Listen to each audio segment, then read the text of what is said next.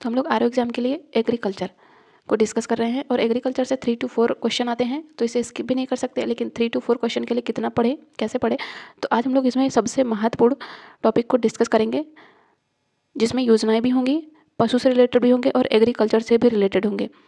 तो इन्हें आप स्किप नहीं करिएगा, क्योंकि आपके जो भी 3 to 4 क्वेश्चन है वो आपको यहाँ से तो जरूर मिल जाएंगे। पशुओं से हर बार क्वेश्चन पूछे गए हैं, तो उनको भी हम लोग डिस्कस करेंगे, तो इसे स्किप नहीं करिएगा। जिसमें हम बात करेंगे प्रमुख बाल विकास कार्यक्रम की और साथ ही महिला विकास कार्यक्रम की। ये इकोनॉमी से रिलेटेड भी आ जाते हैं, एग्रीकल्चर में भी आ जाते हैं।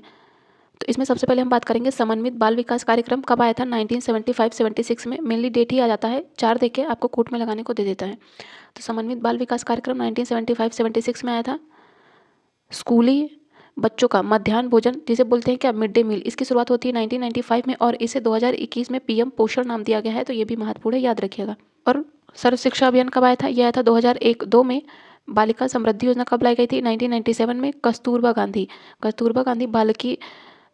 गांधी बालिका विद्यालय योजना, तो ये लाई गई थी 2004 में। राष्ट्रीय बाल श्रम का उन्मूलन परियोजना 2004 में, तथा किशोरी शक्ति या बालिका योजना 1992 में। तो इसमें समन्वित बाल विकास योजना 1975-76, मिड डे मील 1995, सर्व शिक्षा अभियान 2001-2 तथा कस्तूरबा गांधी बालिका विद्यालय योजना 2004, ये याद रखेंगे। नेक्स्ट महिला विकास कार्यक्रम की बात करेंगे, और ये क्वेश्चन पीसीएस में भी पूछे जाते हैं, 1 से 2 क्वेश्चन, तो इन्हें स्किप नहीं करिएगा। नेक्स्ट हम बात करेंगे ग्रामीण क्षेत्र में महिला एवं बाल विकास कार्यक्रम, जिसे हम बोलते हैं ड्वाक्रा, कब आया था, 1982 में। 1982 में और क्या होता है, तो 1982 में ही नाबार्ड की स्थापना भी होती है, तो वो भी हम लोग याद रखेंगे। तो ड्वाक्रा 1982 में, महिला विकास निगम 1986 में, 1986 में ही पर्यावरण संरक्षण अधिनियम भी आता है। और यहाँ पे महिला स्वयं सिद्धा योजना 2001 में लाई जाती है, तथा स्वाधार योजना कई बार पूछी गई है, जो इंपॉर्टेंट है, जो कई बार पूछे गए हैं, बस हम लोग उन्हीं को डिस्कस करेंगे। तो स्वाधार योजना महिलाओं से संबंधित थी, 2001-2 में लाई जाती है। उज्ज्वला योजना की शुरुआत होती है 2007 में, ये एक गैर सरकारी संगठन के द्वारा शुरुआत होती है। तथा बेटी बचाओ बेटी पढ़ाओ कार्यक्रम लाया जाता है 22 जनवरी 2015 को, तथा बेटी बचाओ बेटी पढ़ाओ कार्यक्रम लाया जाता है 22 जनवरी 2015 को। पानीपत से इसकी शुरुआत होती है और ये महिला एवं बाल विकास, स्वास्थ्य, परिवार कल्याण तथा मानव संसाधन विकास मंत्रालय के संयुक्त प्रयास से लाया जाता है बेटी बचाओ बेटी पढ़ाओ। नेक्स्ट बात करेंगे सुकन्या समृद्धि खाता योजना, 22 जनवरी 2015 को भारत सरकार के द्वारा। नेक्स्ट बात करेंगे प्रधानमंत्री उज्ज्वला योजना को, तो इसकी शुरुआत होती है 1 मई 2015 को। कहाँ से शुरुआत होती है, तो इसकी शुरुआत होती है यूपी के बलिया से। नेक्स्ट है हरियाली योजना, इसकी शुरुआत होती है 2003 में। तथा काम के बदले अनाज का राष्ट्रीय कार्यक्रम, इसकी शुरुआत होती है 2004 में। तथा राजीव गांधी राष्ट्रीय पेयजल मिशन कब लाया जाता है, 1991 में। राजीव गांधी ग्रामीण विद्युतीकरण योजना 2005 में।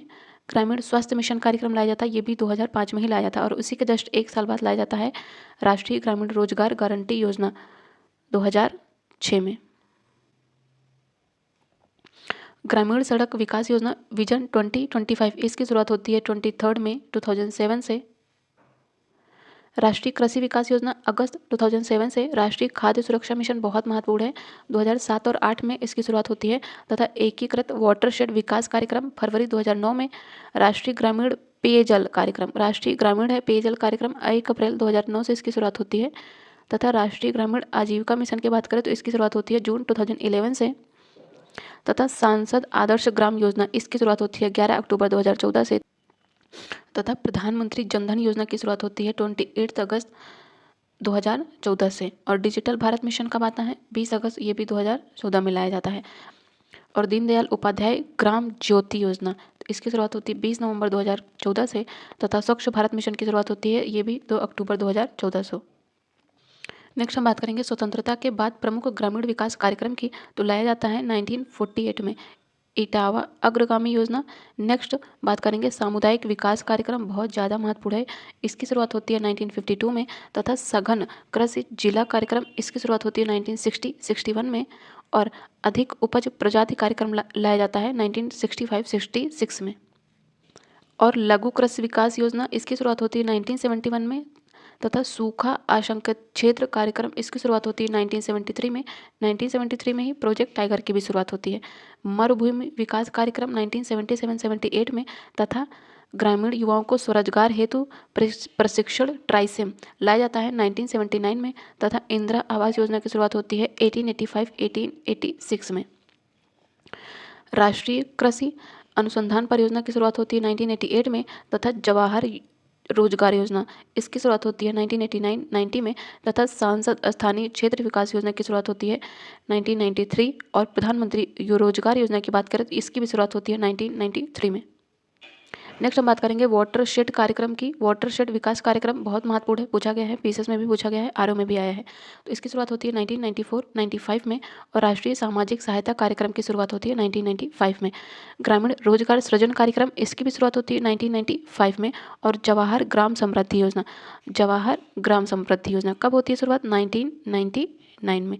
स्वर्ण जयंती ग्राम स्वरोजगार योजना ये भी 1999 में आती है तथा अन्नपूर्णा योजना इसकी शुरुआत होती है 2000 में। नेक्स्ट हम बात करेंगे प्रधानमंत्री ग्राम सड़क योजना की। तो इसकी शुरुआत होती है 25 दिसंबर 2000 से। अंत्योदय अन्न योजना इसकी भी शुरुआत होती है 2000 में तथा संपूर्ण ग्रामीण रोजगार योजना की शुरुआत होती है 2001 तथा प्रधानमंत्री ग्रामोदय योजना की शुरुआत होती है 2001 में। नेक्स्ट हम लोग कृषि से रिलेटेड कुछ इंपॉर्टेंट फैक्ट को डिस्कस करेंगे। तो जिसमें है राष्ट्रीय पौध संरक्षण प्रशिक्षण संस्थान कहाँ पे है? ये है हैदराबाद में। स्थापना कब होती है? ये होती है 1996 में और ये क्वेश्चन आया है पीसीएस 2005 में। नेक्स्ट बात करेंगे पौध संरक्षण संगरोध और भंडारण निदेशालय की स्थापना फरीदाबाद हरियाणा में होती है। और कीटनाशक अधिनियम कब लाया जाता है? 1968 व 1972 में तथा कीट एवं जीवाणु एक्ट 1914 में लाया जाता है। नेक्स्ट बात करेंगे मकड़ी, बिच्छू तथा जो किलनी होती है इनमें कितने जोड़ी टांगे पाई जाती है? तो इनमें पाई जाती है 4 जोड़ी टांगे और ये क्वेश्चन आया है पीसीएस 2001 में।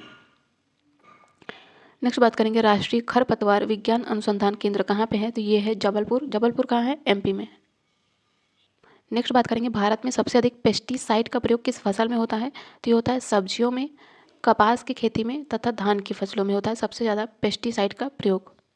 नेक्स्ट बात करेंगे पौधों पर कीटनाशकों का हानिकारक प्रभाव पौधों में उपस्थित किसके कारण नहीं पड़ता है? तो पौधों में उपस्थित जो एंजाइम है इसके कारण पौधों पर कीटनाशकों का हानिकारक प्रभाव नहीं पड़ता।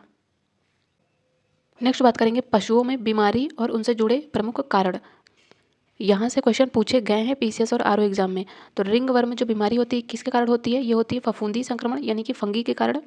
टेपवर्म किसके कारण होती है? तो ये होती है अंतः परजीवी के कारण। तथा डैग नाला ये भोजन में सेलेनियम की अधिकता होती है इसके कारण होता है डैग नाला।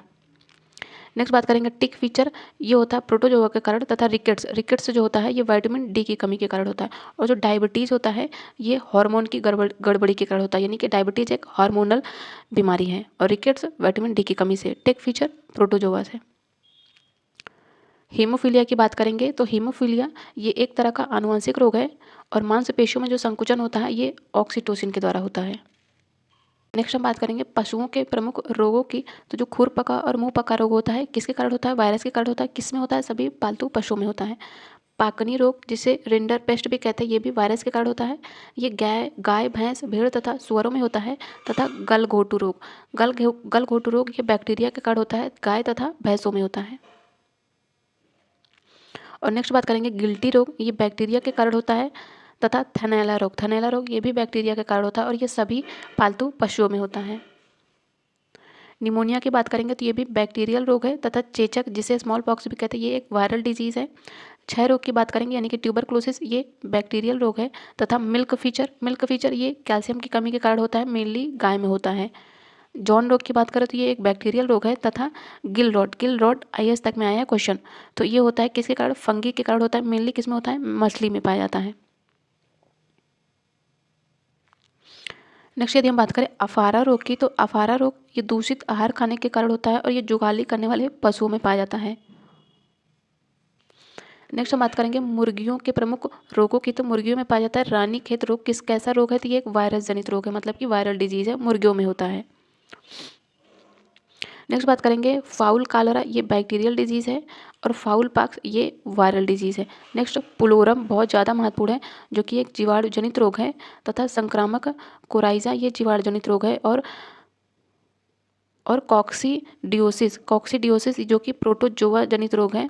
नेक्स्ट बर्ड फ्लू तो कई बार पूछा गया है, पक्षियों में होता है, जैसे कि H5N1 ये एक वायरल डिजीज़ है, मतलब वायरस के कारण होता है। नेक्स्ट बात करेंगे विभिन्न फसलों के कीट नियंत्रण की। तो मतलब कि कौन से रोग कौन से फसल में होता है, ये क्वेश्चन, ये टॉपिक बहुत ज़्यादा महत्वपूर्ण है आरओ के लिए, क्योंकि यहाँ से हर बार एक क्वेश्चन पूछा ही गया है। तो यदि हम बात करें गंधी कीट, ये किस फसल का रोग है, तो ये लगता है धान में। तो गंधी कीट का संबंध किससे है, इसका संबंध है धान से। और धान में कौन सा लगता है, तो धान में लगता है सैनिक कीट। जो पूछे गए हैं, जो इंपॉर्टेंट है, उन्हीं को हम लोग डिस्कस करेंगे। और जो तना छेदक रोग होता है, ये किस में लगता है, तो ये मक्का तथा बाजरे की फसल है। ये एकदम रट लीजिएगा, क्योंकि 2023 को इंटरनेशनल मिलेट्स ईयर घोषित किया गया था। तो बाजरा से जितने भी रिलेटेड टॉपिक है बहुत ज़्यादा महत्वपूर्ण हो जाते हैं। तो तना छेदक कौन सी फसल का है, मक्के या बाजरे का है। नेक्स्ट बात करेंगे ज्वार की। ज्वार भी बहुत ज़्यादा महत्वपूर्ण है। तो ज्वार में कौन सा रोग लगता है, इसमें लगता है प्रोरोह मक्खी, जिसे सूट फ्लाई भी कहते हैं, तथा तना छेदक और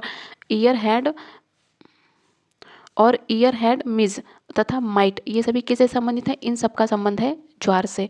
और मूंगफली की बात करें तो मूंगफली में लगता है सफ़ेद गिडार, जिसे व्हाइट ग्रब भी बोलते हैं, तथा दीमक, इन सब का संबंध किससे है, मूंगफली से है।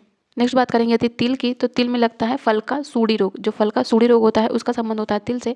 तथा फली छेदक बिहार रोमिल गिडार तथा गार्डिल बीटिल, इसमें फली छेदक, इसका संबंध है मेनली सोयाबीन से। नेक्स्ट बात करेंगे गुलाबी कीट। गुलाबी कीट कई बार पूछा गया है ये। गुलाबी कीट और धब्बेदार सूंडी तथा पट्टी लपेटक रोग, पत्ती लपेटक कीट, इसका संबंध है कपास से। और आलू की बात करें तो आलू में लगता है ट्यूबर माउथ या फिर माहू रोग। नेक्स्ट बात करेंगे गन्ने की। तो गन्ने में लगता है पायरिला, तना छेदक तथा सफ़ेद मक्खी रोग। और तंबाकू की बात करें तो तंबाकू का संबंध है गिडार से। तथा कटवा, कटवा का संबंध किससे है, ये है चने से। नेक्स्ट यदि हम बात करें मधुमक्खी की, तो मधुमक्खी में कौन सा रोग लगता है, ये लगता है फेब्राइन। फेब्राइन का संबंध किससे है, मधुमक्खी से है। और सफ़ेद गिटार मतलब व्हाइट गिटार, इसका संबंध है किससे, मूंगफली से। नेक्स्ट यदि बात करें दीमक की, तो दीमक कैसा है, दीमक एक सामाजिक कीट है। और यदि बात करें फल मक्खी की, तो जो फल मक्खी होती है इसकी क्षतिकारक अवस्था क्या है, तो ये है मैगोट। क्या, मैगोट। नेक्स्ट बात करेंगे Commonwealth institute of biological control, India में कब स्थापित किया गया था, तो ये किया गया था 1957 में। नेक्स्ट हम बात करेंगे एंटिमोलॉजी। एंटिमोलॉजी होता क्या है, जिसमें कीट विज्ञान का अध्ययन किया जाता है, यानी कि जो कीट होते हैं उनका अध्ययन किया जाता है, उनकी रिसर्च की जाती है, तो उसे ही कहते हैं हम एंटोमोलॉजी। तो टोटल कितने संघ पाए जाते हैं जंतु जगत में, तो ये पाए जाते हैं 20 संघ या 20 फाइलम, जिसमें सबसे बड़ा कौन सा है, ये पूछा गया है, तो यह है सबसे बड़ा ऑर्थोपोडा। ऑर्थोपोडा सबसे बड़ा है। और जो कीट है, कीट किस फाइलम का है जीव, तो ये है ऑर्थोपोडा फाइलम का ही है जीव। और इसका जो विकास है, यदि बात करें कीट का जो डेवलपमेंट है, ये हुआ है एनेलिडा फाइलम में। किस में हुआ है, एनेलिडा फाइलम में। यदि बात करें कीटों के शरीर की, तो इसमें पाया जाता है सिर, वृक्ष तथा उदर पाया जाता है। कितने, 3 पार्ट्स में डिवाइड होता है बेसिकली, कितने, 3 पार्ट्स में। और यदि हम एनीलिडा संघ की बात करें तो इसमें 3 जोड़ी पैर तथा पंख पाए जाते हैं। कितने जोड़ी, 3 पेयर्स, पैर तथा पंख पाए जाते हैं। नेक्स्ट ये बहुत महत्वपूर्ण है, पूछा गया है कि जो कीटों के शरीर का ऊपर के भाग होता है किससे बना होता है, तो ये बना होता है काइटिन का। काइटिन का बना होता है बाह्य कंकाल। और ये उत्सर्जन के लिए कोक्सा ग्रंथियाँ पाई जाती हैं। कोक्सा ग्रंथियाँ तथा मैलपीगी नलिका पाई जाती हैं। तो कीटों का जो ऊपर का भाग होता है बाह्य कंकाल, किसका बना होता है, ये बना होता है काइटिन का। और कीट के जो रक्त होता है इसमें आरबीसी यानी कि रेड ब्लड सेल्स नहीं पाई जाती हैं, जिसलिए इनका कलर क्या होता है, इनके जो ब्लड का कलर होता है ये लाल नहीं होता, ये होता है पीला, पीला या हरा, पीलापन लिए हुए हरा पाया जाता है। और यदि बात करें तो कीटों की, तो कीटों में यकृत भी नहीं पाया जाता है। तो कीटों में यकृत नहीं पाया जाता है, लेकिन कीटों में लार ग्रंथियाँ पाई जाती हैं। नेक्स्ट यदि हम बात करें यूजी फ्लाई की, तो यूजी फ्लाई कैसा जीव है, तो ये एक रेशम कीट है। यदि बात करें हम फूलों की, तो फूलों की पंखुड़ियों से क्या निकालते हैं, ये निकालते हैं पायरेथ्रम क्राइसेंथीमम। और यदि बात करें मधुमक्खियों की, तो मधुमक्खियों का जो पिछले पैर होते हैं इनमें पराग थैली पाई जाती है। तो यदि क्वेश्चन है पराग थैली मधुमक्खियों में कहाँ पाई जाती है, तो पिछले पैर में पाई जाती है। अब हम लोग प्रमुख फसलों के प्रमुख रोग को डिस्कस करेंगे। तो टुंगरो रोग, आभासी कंट या फिर फास स्मट भी बोलते हैं, तथा उदबट्टा रोग, इसका संबंध किससे है, इसका संबंध है धान की फसल से। गिरोई किट या फिर पीला किट या येलो रस्ट भी कहते हैं इसे, ब्लैक रस्ट और ब्राउन रस्ट किस में पाया जाता है, ये पाया जाता है गेहूं में। तथा अर्घट, फंड तथा हरी बाल, इसका संबंध है बाजरा से, बहुत ज़्यादा महत्वपूर्ण है ये।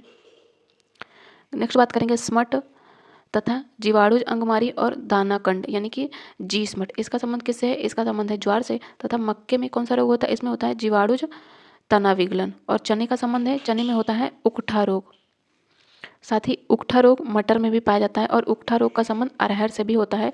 और चारकोल विगलन जो होता है, चारकोल रॉट भी बोलते हैं, इसका संबंध है किससे? सोयाबीन से। नेक्स्ट बात करेंगे राई या सरसों की, तो इसमें पाया जाता है सफ़ेद गेरुई रोग और मूंगफली में पाया जाता है टिक्का रोग। और यदि बात करें कपास की, तो कपास में पाया जाता है उकठा रोग तथा रूट नॉट मतलब कि मूल गांठ और जीवाणु अंगमारी। ये कौन से रोग हैं? इन सभी का संबंध है कपास की फसल से।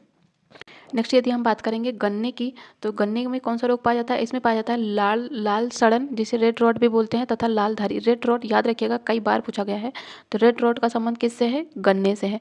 और यदि बात करें पर्ण कुंचन तथा आर्द्र पतन की, तो इन दोनों का संबंध किससे है? इन दोनों का संबंध है तंबाकू से। तो याद रखेंगे पर्ण कुंचन, लीफ कर्ल तथा डैम्पिंग ऑफ आर्द्र पतन का संबंध है तंबाकू से। पछेता झुलसा तथा अगेता झुलसा, इन सभी का संबंध किससे? इन सभी का संबंध है आलू से। और ये सभी पूछे भी गए हैं पीसीएस एग्जाम में।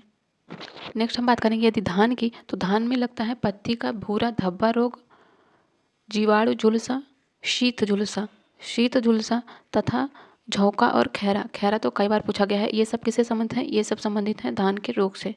और जो खैरा रोग होता है ये जस्ते की कमी से होता है, ये भी पूछा गया है। नेक्स्ट बात करें यदि हम मक्के की, तो मक्के में लगता है तुलसीता रोग तथा पत्तियों का झुलसा रोग और तना सड़न। ये सब मक्के के रोग हैं। और यदि हम बात करेंगे बाजरे की, तो बाजरे से संबंधित है अर्गट रोग, कंडुआ रोग, स्मट जिसे बोलते हैं। स्मट बहुत महत्वपूर्ण है। हरित बाल या फिर ग्रीन ईयर, इसका संबंध किससे है? इसका संबंध है बाजरे से। नेक्स्ट बात करेंगे ज्वार में लगता है कंडुआ रोग तथा मूंगफली से संबंधित है टिक्का ड्राई रूट या फिर चारकोल रूट। इसका संबंध है मूंगफली से। तथा सोयाबीन में लगता है yellow mosaic virus. Yellow mosaic virus का संबंध किससे है? सोयाबीन से है। तथा फाइलोडी किसका रोग है? ये है तिल का, बहुत बार पूछा गया है ये।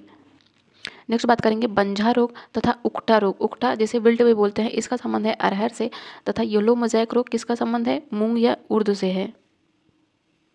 बात करें यदि हम गेहूं की, तो गेहूं का संबंध है करनाल बंट रोग से, अनावृत कंडुआ से तथा सेहू। ये सब किसके रोग है? ये सब गेहूं के संबंधित हैं।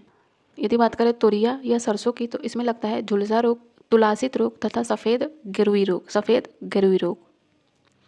नेक्स्ट हम बात करेंगे चना मटर या मसूर की, तो इसमें लगता है बुकनी रोग, रतुआ रोग, उकठा या विल्ट रोग, तुलासिता रोग, सफ़ेद विगलन, झुलसा तथा बीज गलन। इन सभी का संबंध है मटर, मसूर तथा चना की फसलों से।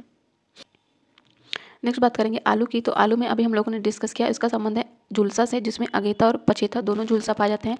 गन्ने का रेड रॉट बहुत ज़्यादा महत्वपूर्ण है, कई बार पूछा गया है। नेक्स्ट यदि हम बात करें टमाटर की, तो टमाटर में लगता है पर्ण कुंचन या फिर लीफ कर्ल रोग तथा येलो मोज़ेक। येलो मोज़ेक का संबंध किससे है? ये है भिंडी से। और यदि आम की फसल की बात करें, तो आम की फसल में लगता है बंची टॉप, जिसे गुच्छा रोग भी कहते हैं। आम की फल कैसे होती है? गुच्छेदार होती है ना, उसमें एक साथ कई आम लगते हैं, तो इसलिए उसमें हो जाएगा गुच्छा या बंची टॉप रोग। ब्लैक टिप या फिर कोयली रोग, और ये ईंट के भट्टे से जो निकलने वाला धुआं होता है उसी के कारण होता है कोयली रोग। एकांतर फलन की समस्या होती है आम में, किसके कारण ये होती है? पोषक तत्वों की कमी के कारण। स्पंजी रोग तथा एथ्रिक नोज रोग, इन सभी का संबंध किससे है? आम से है, याद रखेंगे। पनामा तथा बंची टॉप, इसका संबंध भी है केले से, जो कि पनामा एक फंगाई से होता है तथा बंची टॉप वायरस से होता है। स्कैब तथा एकांतर फलन की समस्या सेब में भी होती है, तो ये भी याद रखेंगे। एकांतर फलन इसके पहले हम लोगों ने आम में डिस्कस किया, और स्कैब का संबंध किससे है? सेब से है। नेक्स्ट है विटिकल्चर। विटिकल्चर का संबंध किससे है? तो इसका संबंध है अंगूर के उत्पादन से, यानी कि अंगूर की खेती से।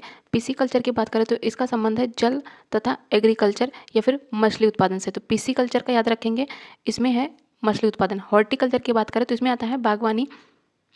बेसिकली इसमें फूल, सब्जी तथा फल तीनों आते हैं। तो हार्टिकल्चर का संबंध है फूल, सब्जी तथा फलों की खेती से। आर्बोरी की बात करें तो आर्बोरिकल्चर का संबंध है वृक्ष तथा झाड़ियों की कृषि से। यदि बात करें सिल्वीकल्चर की, तो इसमें वनों के संरक्षण तथा संवर्धन से संबंधित कृषि आती है। और यदि बात करें नामोरिकल्चर, तो यह आदिम व्यवस्था की कृषि है। इसमें मनुष्यों के द्वारा जंगलों में फल, जड़ी बूटी, तो नामोरिकल्चर फल तथा जड़ी बूटी आदि का संबंध है। और ओलेरिकल्चर, इसमें आता है सब्जियों की व्यापारिक कृषि का संबंध है ओलेरिकल्चर से। और यदि बात करें मेरीकल्चर का संबंध है समुद्री जीवों के उत्पादन की क्रिया से। और अश्वकल्चर यानी कि हॉर्सिकल्चर, इसमें सवारी एवं यातायात के लिए उन्नत प्रजाति के घोड़ों एवं खच्चरों के व्यापारिक स्तर पर पालने या फिर उसकी कृषि से संबंधित है। अश्व से याद रखेंगे हम लोग घोड़ा। नेक्स्ट बात करेंगे स्टॉक फार्मिंग, इसमें आता है पशु के प्रजनन। तो पशु का प्रजनन का संबंध किससे है? स्टॉक फार्मिंग से। नेक्स्ट हम बात करेंगे पशुओं की। तो भेड़ की सर्वाधिक दूध देने वाली नस्ल कौन सी है? ये है लोही। भेड़ की सर्वाधिक दूध देने वाली नस्ल लोही होगी। भारत में सर्वाधिक भेड़ें कहाँ पाई जाती हैं? तो ये पाई जाती हैं राजस्थान में।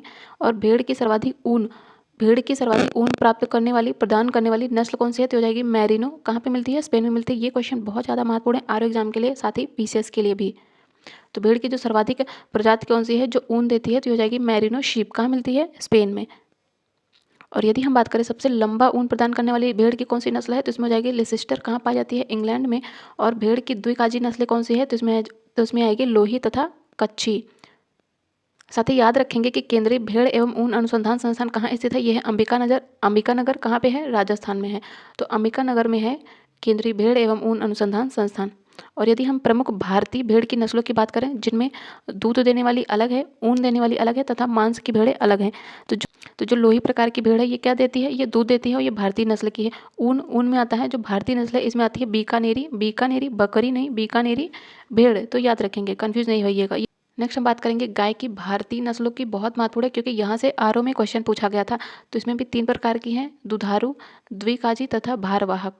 जिसमें दुधारू में 2 महत्वपूर्ण हैं, साहीवाल, लाल सिंधी तथा गिर और देवनी। गिर महत्वपूर्ण है क्योंकि गिर से क्वेश्चन पूछा गया था आरओ में। तो गिर याद रखिएगा, किसकी नस्ल है बेसिकली पूछ लेगा। तो हो जाएगी गाय की। साहीवाल और लाल सिंधी ये भी गाय की नस्ल है। और यदि हम बात करें द्विकाजी की, तो इसमें आएगा थार पाकर तो 3 से 4 बार पूछा गया है। और अंगोला नहीं होगा, अंगोल होगा, मेवाती, राही तथा कृष्णा घाटी, ये सभी द्विकाजी गाय की भारतीय नस्लें हैं। और यदि हम बात करें भैंस की, तो भारत में सर्वाधिक दूध देने वाली भैंस में मुर्रा आती है। और सर्वाधिक वसा किस में मिलता है? तो ये मिलता है भदावरी भैंस में। और यदि हम भारतीय भैंस की प्रमुख नस्लों की बात करें, तो इसमें भारी भैंस में आती है मुर्रा, जफरावदी, इंपॉर्टेंट है जफरावदी पूछा भी गया है। और नीली रावी। और हल्की भैंस में आती है, इसमें महसाना याद रखिएगा, भदावरी याद रखिएगा तथा पंढरपुरी और तराई। साथ ही ये भी याद रखिएगा कि केंद्रीय भैंस अनुसंधान संस्थान है कहाँ पे? तो ये है हिसार कहाँ पे है? ये है हरियाणा में। तो ये भी याद रखेंगे। नेक्स्ट बात करेंगे आकार में सबसे बड़ी बकरी की द्विकाजी नस्ल कौन सी है? जमुना पारी किसकी नस्ल है? बकरी की। और सबसे बड़ी है द्विकाजी। अंगोरा बकरी की बात करें तो इसका जन्म स्थान कहाँ पे है? मध्य एशिया में है। और यह मोहेयर ऊन के लिए सुप्रसिद्ध है। बहुत महत्वपूर्ण है अंगोरा बकरी। क्या है? अंगोरा एक बकरी की प्रजाति है। और यदि बात करें एंग्लो न्यूबियन ये इंग्लैंड की प्रजाति है। और ये बकरी की दुनिया में जर्सी कहते हैं। याद रखेंगे एंग्लो न्यूबियन को। यदि बात करें विश्व की दूध की रानी यानी कि milk queen of the world किस बकरी को बोलते हैं? तो ये बोलते हैं सानेन बकरी। कहाँ पे जन्मी है? स्विट्जरलैंड में इसका जन्म है, सानेन बकरी। और मांस के लिए कौन सी बकरी प्रसिद्ध है? तो हो जाएगी बलूची बकरी। कौन सी? बलूची बकरी मांस के लिए प्रसिद्ध है। साथ ही यदि हम प्रमुख भारतीय बकरी की प्रजाति को डिस्कस करें तो दुधारू बकरी में आएगी जमुनापारी, बर्बरी, बीटल तथा झकराना। और मांसल में याद रखेंगे ब्लैक बंगाल, कश्मीरी, मालावरी तथा सिरोही बकरी मांस के लिए प्रसिद्ध है। ऊन में आता है, ऊन में पश्मीना बहुत महत्वपूर्ण है। पश्मीना बकरी से ऊन मिलता है, ये बहुत ज़्यादा महत्वपूर्ण है, याद रखेंगे। साथ ही एक पॉइंट ये याद रखेंगे कि जो बकरी के ऊन के लिए विश्व प्रसिद्ध प्रजाति कौन सी है? ये है पश्मीना। कहाँ पाई जाती है? तो ये पाई जाती है कश्मीर में। और जो अंगोरा नामक ऊन है ये खरगोश से प्राप्त किया जाता है। तो ये भी याद रखेंगे, जो अंगोरा नामक ऊन है ये किससे प्राप्त किया जाता है? ये किया जाता है खरगोश से। नेक्स्ट बात करेंगे संसार में सबसे अधिक अंडा देने वाली मुर्गी की नस्ल कौन सी है? तो हो जाएगी लेग हॉर्न। और विश्व अंडा दिवस कब मनाया जाता है? तो ये अक्टूबर माह के 2 फ्राइडे को मनाया जाता है। और यदि बात करें मांसोत्पादन के लिए सर्वोत्तम मुर्गी नस्ल कौन सी है? तो हो जाएगी कार्निस तथा न्यू हैम्पशायर। और मुर्गी पालने को विकसित स्वरूप प्रदान करने के लिए 1977 में केंद्रीय पक्षी अनुसंधान संस्थान की स्थापना की जाती है। कहाँ पे? इज्जतनगर, बरेली, जो कि यूपी में है। ये बहुत महत्वपूर्ण है। मुर्गी का जो अंडा है ये प्रोटीन का सबसे सस्ता और प्रचुर स्रोत होता है और अंडे में कितना प्रोटीन पाया जाता है, तो ये पाया जाता है 12 to 14%, जिसका जैविक मान कितना होता है 94 होता है, और जो कि दूध से भी अधिक होता है। ये प्रोटीन वाली बात याद रखिएगा, कितना मिलता है 12 to 14%। नेक्स्ट हम बात करेंगे भारत की सर्वोत्तम स्वादिष्ट मछली कौन सी है, तो हो जाएगी रोहू। और देश में सर्वाधिक मात्रा में उत्पादित मछली कौन सी है, तो हो जाएगी कतला मछली। नदियों के तेज बहाव से जल में अंडा देने वाली मछली कौन है, ये हो जाएगी मृगला मछली। तो जो मृगला मछली होती है नदियों के तेज बहते जल में अंडा देने वाली मछली है। नेक्स्ट हम बात करेंगे शल्क विहीन मछली कौन सी है, तो जाएगी लांची मछली। तथा विश्व में झींगा मछली का सर्वोत्तम उत्पादक एवं निर्यातक राष्ट्र ये हो जाएगा भारत। नेक्स्ट हम बात करेंगे सेरीकल्चर। सेरीकल्चर का संबंध किससे है, ये रेशम कीट पालन से है या कि रेशम कीट के उत्पादन से है। और विश्व में रेशम का प्रचलन सबसे पहले चाइना से शुरुआत होती है रेशम की। और चीन जो है ये प्राकृतिक रेशम के उत्पादन में विश्व में फर्स्ट पर है और इसमें इंडिया सेकंड पर है। नेक्स्ट यदि बात करें हम भारत की, ये महत्वपूर्ण पॉइंट है, ये याद रखिए कि भारत में रेशम की कितनी प्रजातियां, 5 प्रजातियां पाई जाती है। कौन कौन सी, मलबरी रेशम, ट्रॉपिकल रेशम, टसर, ओक तथा टसर, इसमें आता है इरी और मूंगा रेशम। तो ये 5 प्रजातियों को याद रखेंगे। और देश में जो भारत है इसमें कुल रेशम उत्पादन में सबसे ज़्यादा टॉप क्या है, तो इसमें सबसे ज़्यादा पाया जाता है मलबरी या फिर इसे सहतूती रेशम भी कहते हैं, कितना 89%। और इरी रेशम ये है 8.6%। टसर रेशम की बात करें तो ये हो जाएगा 2% तथा मूंगा रेशम ये हो जाएगा 0.4%। तो सीक्वेंस में भी लगाने को आ सकता है, असेंडिंग डिसेंडिंग ऑर्डर में भी लगाने को आ सकता है। तो याद रखिएगा सबसे ज़्यादा mulberry and then eri and then tussar and then मूंगा रेशम। साथ ही याद रखेंगे टसर रेशम की ही 2 प्रजातियां, कौन सा, एक आता है ट्रॉपिकल रेशम, दूसरा आएगा ओक टसर। और इनमें शीर्ष पर टॉप पे कौन है, तो ट्रॉपिकल रेशम में है, ट्रॉपिकल में कौन है, झारखंड, और ओक में है मणिपुर। और यदि हम बात करें भारत में प्रमुख स्टेट की जहाँ पे रेशम का उत्पादन किया जाता है, तो टसर रेशम का उत्पादन झारखंड में किया जाता है सबसे ज़्यादा। ये महत्वपूर्ण है, ये बहुत बार पूछा गया है, ये याद रखिएगा। तो टसर रेशम का संबंध है झारखंड से, इरी रेशम असम से संबंधित है, मूंगा रेशम ये भी असम से संबंधित है, तथा शहतूती रेशम इसका संबंध है कर्नाटक से। टसर रेशम झारखंड, इरी असम, मूंगा भी असम एंड सहतूती कर्नाटक।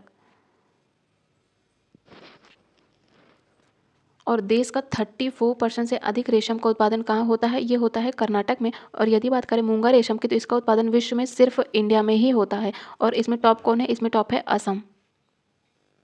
नेक्स्ट यदि हम बात करें रेशम उद्योग की, तो रेशम उद्योग के प्रोत्साहन के लिए केंद्रीय रेशम बोर्ड की स्थापना की जाती है, कब, 1949 में। और 1943 में केंद्रीय रेशम अनुसंधान प्रक्षेत्र कहाँ पे स्थापित किया जाता है, बहरामपुर, पश्चिम बंगाल में। और केंद्रीय इरी अनुसंधान, इरी ये भी एक प्रकार का रेशम है, कहाँ पे है, ये मेहंदी पाथर, मेघालय में। और यदि हम बात करें केंद्रीय टसर अनुसंधान प्रशिक्षण संस्थान रांची, ये कहाँ पे है, रांची झारखंड में है। और यदि इंडिया की बात करें तो इंडिया में सबसे ज़्यादा कौन सा रेशम का उत्पादन किया जाता है, तो ये किया जाता है शहतूत प्रकार के रेशम का। नेक्स्ट हम बात करेंगे प्रमुख खरपतवार नियंत्रण या फिर कीटनाशी की। तो गेहूं की बात करें तो गेहूं का शाकनाशी कौन है, ये है आइसोप्रोट्यूरान 24D। 24D कई बार पूछा गया है पीसीएस में। तथा सैंको, इसी को ही मैट्री यूजिन भी बोलते हैं। ब्यूटाक्लोर भी आया है कई बार पीसीएस में भी आया है, आरओ में भी पूछा गया ब्यूटाक्लोर। जो ब्यूटाक्लोर है ये धान का शाकनाशी है। तथा थायो बेनकार्व तथा अनिलोफॉस ये सभी धान के शाकनाशी हैं। और यदि बात करें कपास की, तो कपास में है एला क्लोर। नेक्स्ट यदि हम बात करें फ्लेरिस माइनर की, तो ये गेहूं का एक खरपतवार है, इसे गेहूं का मामा भी बोला जाता है, फ्लेरिस माइनर को। अब हम लोग मिट्टी से जुड़े इंपॉर्टेंट फैक्ट को डिस्कस करेंगे, क्योंकि ये जियोग्राफी के साथ एग्रीकल्चर का भी पार्ट है, तो इसको हम लोग एग्रीकल्चर में ही डिस्कस करेंगे, क्योंकि यहाँ से 1 से 2 क्वेश्चन बनना तो 100% तय है। तो प्रमुख मृदाओं की यदि हम बात करें, सबसे पहले बात करेंगे जलोढ़ मृदा की। जलोढ़ मृदा, इसमें किस चीज़ की प्रचुरता होती है तथा किस चीज़ का अभाव होता है, तो सबसे पहले तो बात करेंगे कहाँ पाई जाती है, तो ये सिंधु गंगा और ब्रह्मपुत्र, सिंधु गंगा और ब्रह्मपुत्र के दोआब में तथा समुद्र तटीय क्षेत्रों में पाई जाती है। नाम से ही क्लियर है कि जलोढ़ मतलब जल के क्षेत्र में पाई जाती है, तो इसमें सिंधु गंगा ब्रह्मपुत्र का दोआब तथा समुद्र तटीय क्षेत्र आएगा। इसकी प्रमुख फसलें याद रखेंगे, इसमें धान, गेहूँ, गन्ना तथा आलू, साथ ही तिलहन एवं दलहनी फसलें भी इसकी प्रमुख फसलें हैं। और यदि पोषकों की बात करें तो इसमें प्रचुरता होती है पोटास तथा चूने की। तो जलोढ़ मृदा में पोटास तथा चूने की प्रचुरता पाई जाती है। अभाव किसका होता है, तो इसमें अभाव होता है नाइट्रोजन, फास्फोरस तथा जीवांश का। तो इसमें नाइट्रोजन, फास्फोरस तथा जीवांश का अभाव पाया जाता है। नेक्स्ट हम बात करेंगे काली मृदा, इसी को कपास मृदा भी बोला जाता है या फिर रेगुर मृदा भी कहते हैं। तो काली मृदा कहाँ पाई जाती है? ये पाई जाती है महाराष्ट्र में, गुजरात में, मध्य प्रदेश में तथा तमिलनाडु के लावा क्षेत्र में। इसकी फसल महत्वपूर्ण है। इसमें सबसे ज़्यादा कपास की खेती होती है, सोयाबीन, चने की भी, ज्वार और गेहूँ तथा मूंगफली और केले की भी खेती की जाती है। इसमें यदि बात करें तो इसमें पोटास, चूने तथा मैग्नीशियम व एल्यूमिनियम की प्रचुरता पाई जाती है। पोटास और चूने के साथ साथ इसमें मैग्नीशियम और एल्यूमिनियम भी पाया जाता है काली मृदा में। और इसमें भी नाइट्रोजन, फास्फोरस तथा जीवांश की कमी पाई जाती है काली मृदा में। और यदि हम बात करें लाल मिट्टी की, तो ये संपूर्ण तमिलनाडु का एरिया, कर्नाटक का क्षेत्र, दक्षिण पूर्वी महाराष्ट्र, उड़ीसा तथा मध्य प्रदेश का दक्षिण पूर्वी भाग में पाई जाती है लाल मृदा। इसमें मेनली तंबाकू की खेती, रागी, ज्वार तथा गेहूं, कपास और मक्का भी उगाया जाता है, लेकिन मेनली होती है तंबाकू की खेती। और इसमें लोहे की प्रचुरता पाई जाती है तथा इसमें भी नाइट्रोजन, फास्फोरस व जीवांश की कमी पाई जाती है।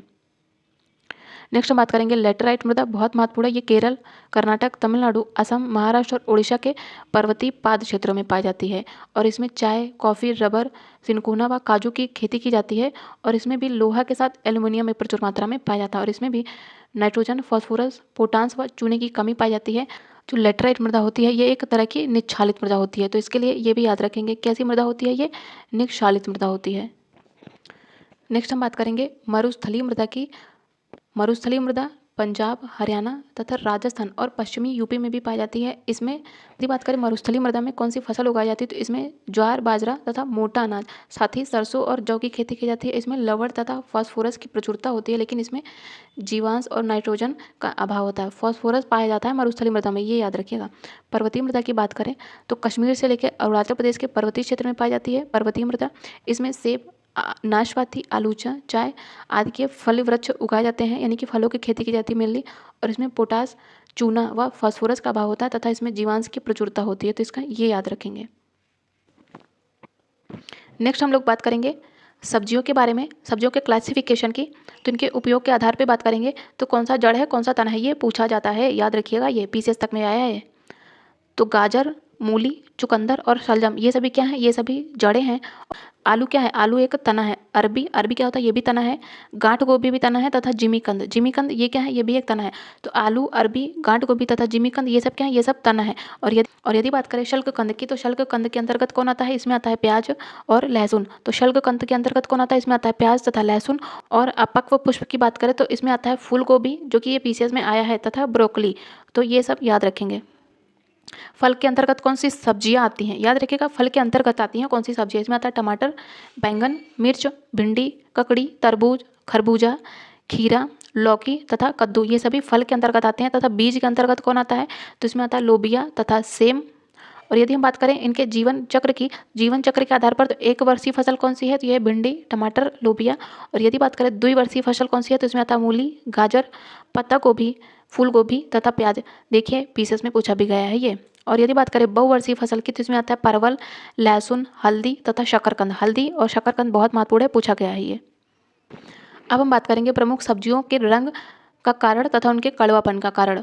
ठीक है, तो यदि बात करें मूली, मूली में जो तीखापन होता है इसका कारण क्या होता है, आइसोसाइनेट। जो आइसोसाइनेट पाया जाता है मूली में, इसके कारण मूली का तीखापन होता है। कैप्सासिन, कैप्सासिन के कारण मिर्च में चरपराहट होती है। और कैल्शियम ऑक्जेलेट, कैल्शियम ऑक्जेलेट के कारण होता है शलजम में चरपराहट। और कुकरबिटेशन, कुकरबिटेशन के कारण ही खीरे में कड़वाहट होती है। तो यदि क्वेश्चन में ऐसे भी आए कि कड़वाहट, खीरे में कड़वाहट का कारण क्या है, यह है कुकरबिटेशन। तो खीरे में क्या पाया जाता है, खीरे में पाया जाता है कुकरबिटेशन। नेक्स्ट हम बात करेंगे प्याज में जो गंध होती है, प्याज में गंध का कारण है एलाइल, प्रोपाइल और डाई सल्फाइड। और ये क्वेश्चन आया है पीसीएस 2015 में। लहसुन में गंध का प्रमुख कारण क्या है, तो यह है एलाइसिन, यानी कि डाई एलाइल डाई सल्फाइड। ठीक है, लहसुन में गंध का कारण क्या है, एलाइसिन। और यदि बात करें करेले में कड़वाहट का प्रमुख कारण हो जाएगा मेमोर्डिकोसाइट तथा टेट्रासाइक्लिक ट्राइटरपाइन। और यदि बात करें पीपर में गंध का कारण हो जाएगा ओलियोरेसिन। और आलू का जो हरा रंग होता है, यानी कि जो आलू में हरापन पाया जाता है, ये हो जाता है सोलेनिन के कारण। टमाटर का लाल रंग कई बार पूछा गया है, लाइकोपिन के कारण। प्याज में पीला रंग होता है क्वेरसिटीन के कारण। तथा प्याज में जो लाल रंग होता है, प्याज में लाल रंग होता है एंथोसाइनिन के कारण। मिर्च का लाल रंग कैप्सेंथिन के कारण। तथा हल्दी में पीला रंग होता है कुरकुमिन के कारण। और जो गाजर होता है, गाजर में भी लाल रंग पाया जाता है एंथोसाइनिन के कारण। और गाजर का नारंगी रंग ये होता है कैरोटीन के कारण। ये सब तो कई बार पूछे गए हैं। और यदि बात करें अरबी की, अरबी में जो कनकनाहट पाई जाती है ये होती है कैल्शियम ऑक्जेलेट के कारण। और यदि बात करें तिलहनों के जो तेल होता है ये पीला रंग की होता है, तो ये होता है एलाइल आइसोथायोसाइनेट यानी कि कैरोटीनाइड होता है, ठीक है, कैरोटीनाइज्ड, ठीक है, तेल का पीला रंग। और यदि हम बात करें सूरजमुखी के तेल में जो कैसेलापन पाया जाता है उसका रीजन क्या है, तो हो जाएगा ऑक्सीडेशन के कारण, तथा खेसारी से लकवा या जो गठिया रोग होता है ये होता है लेथ्रोजन या फिर न्यूटोक्सिन के कारण, ठीक है। चने की पत्ती में जो खटास आती है वो होती है ऑक्जेलिक एसिड के कारण। नेक्स्ट हम बात करेंगे प्रमुख पादप हार्मोन्स की यानी कि प्लांट हार्मोन्स की। तो जो फल के वृक्ष होते हैं इनकी विभिन्न गतिविधियों में, जैसे कि जो फल में वृद्धि होती है, फूल आते हैं, उनमें फलन आता है, जड़ निकलती है, या फिर फल की आकार में वृद्धि होती है, या फिर असमय ये पक कर गिरते हैं, इनका रीजन क्या होता है, तो इनमें होता है पादप हार्मोन्स। कौन कौन से हार्मोन आते हैं, तो इसमें आता है ऑक्सिन, साइटोकाइनिन, जिब्रेलिन तथा एथिलीन। और जो ऑक्जिन्स होता है ये प्राकृतिक रूप से नई पत्तियों तथा ऊपरी सिरे की कलियों में बनता है और बाद में यह ऊपर से नीचे की तरफ आ जाता है। तो यदि क्वेश्चन में आए कि तने की वृद्धि के लिए तने की वृद्धि में सहायक कौन सा हार्मोन है, तो ये हो जाएगा ऑक्जिन्स। तो तने की वृद्धि में सहायक होता है ऑक्जिन्स हार्मोन। साथ ही यह फलों के विकास करता है, कलम में जड़ों का प्रेरण होता है, पार्श्व कलिकाओं में वृद्धि को रोकता है तथा शीर्ष प्रभाविता और विगलन पर्त के निर्माण को रोकता है तथा खरपतवार को नष्ट करता है। तो खरपतवार को नष्ट करता है, बहुत महत्वपूर्ण है, और बीजों को सुसुप्तता अवस्था में बनाए रखता है। ये सब किसका कार्य है, ये हो जाएगा ऑक्जिन्स हार्मोन का कार्य। नेक्स्ट है जिब्रेलिन की बात करें तो जिब्रेलिन का क्या कार्य होता है, तो ये आनुवांशिक रूप से छोटे छोटे पौधों को बड़ा कर देता है। तो जो आनुवांशिक रूप से छोटे पौधे होते हैं उनको बड़े होने में कौन सहायक होता है, ये होता है जिब्रेलिन। ऐसे टॉपिक आए हैं आईएएस में, पीसीएस में और आरओ में भी। इसके अन्य कार्य की बात करें तो ये बीज और कंद की सुसुप्तता को तोड़ता है। जो बीज रहित फल होते हैं यानी कि जो बीज रहित फल होते हैं उनके निर्माण में सहायक होता है। अंगूर आदि फलों के निर्माण में सहायक होता है। नेक्स्ट हम बात करेंगे साइटोकाइनिन हार्मोन की। तो कोशिका विभाजन तथा जीर्णावस्था को रोकने में महत्वपूर्ण होता है। कौन, साइटोकाइनिन। तो कोशिका विभाजन से रिलेटेड क्वेश्चन आया है तो ये हो जाएगा साइटोकाइनिन। नेक्स्ट बात करेंगे एथाइलिन। तो ये फल को पकाने वाला हार्मोन है। तो आरओ में तो ये तो भर भर के आया है ये क्वेश्चन, और यह एक उड़नशील यानी कि गैसीय रूप में पाया जाने वाला हार्मोन है। तथा एसेटिलीन और प्रोपाइलिन ये भी फलों को पकाते हैं, तो ये भी याद रखिएगा। यदि बात करें एथिलीन की बाकी कार्यों को, तो ये जो पत्तियों और फलों और तनों के बीच विगलन परत का निर्माण करके असमय पत्तियां तथा फलों को गिरा देता है। और नेक्स्ट हम बात करेंगे फलों में एकांतरण फलन की समस्या। कई बार पूछा गया है ये क्वेश्चन पीसीएस में। फलों में एकांतरण फलन की समस्या ये सभी आम तथा सेब में पाई जाती है, ठीक है, याद रखिएगा। फलों में एकांतरण फलन की समस्या किस में होती है, आम तथा सेब में।